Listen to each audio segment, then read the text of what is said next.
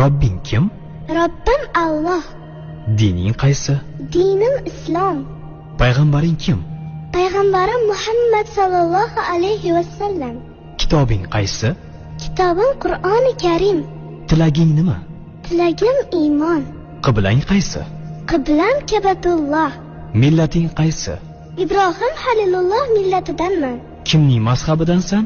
Imom Azam Abu Hanifa mazhabi. Do'stlaring kim?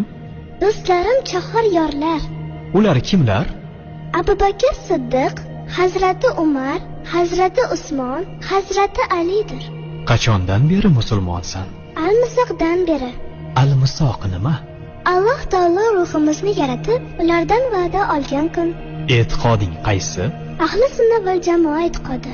Kimni yaxshi ko'rasan? Alloh taoloni. Undan keyinchi? Payg'ambarimiz Muhammad alayhissalomni. Undan keyinchi?